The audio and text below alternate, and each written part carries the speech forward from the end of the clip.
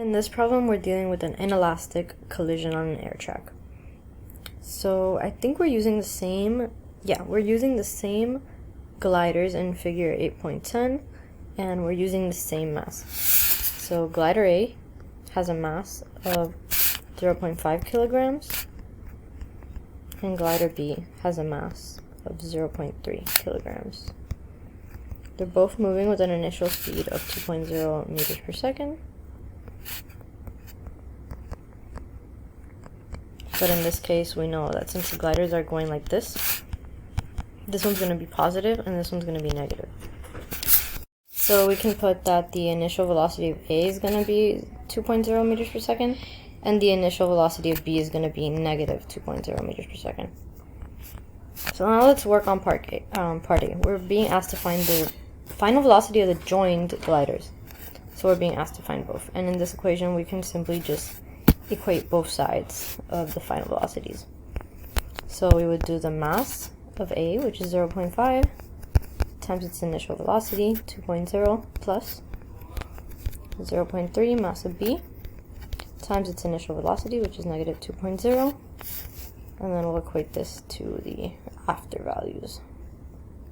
So this is going to be 0.5 plus 0.3, I'm running out of space here, times the final velocity of both of them. So here we know this is 1 minus 0.6, and then we have 0.8 times the final velocity of both. And then this is 0.4 equal to 0.8. Divide both sides by 0.8, and our final velocity is going to be 0.5 meters per second. So that's the joint final velocity of these gliders. And now we can do the initial and kinetic energies for the gliders as well. So let's do part B, these kinetic energies, and compare them. So let's do the kinetic energy of the first glider. The initial kinetic energy of both the gliders. So this is the initial kinetic energy. So it would be half of the mass of A, which is 0.5, times the initial velocity squared.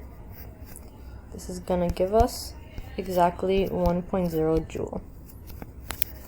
And now the initial velocity of B is going to be the same equation. Half times the mass of B, 0.3, times the initial velocity, negative 2.0 squared.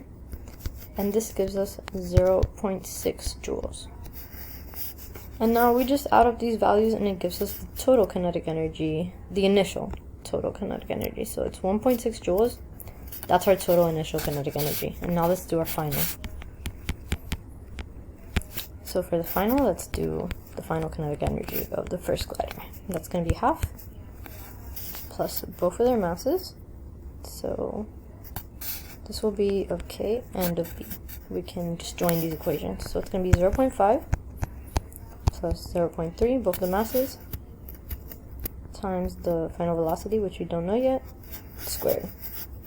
So this is going to be half of 0.8 times 0.5 squared, which is the final velocity that we found in part A.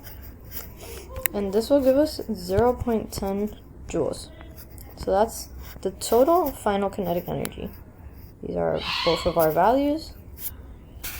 So the final kinetic energy is equal to 1/16 of the initial kinetic energy.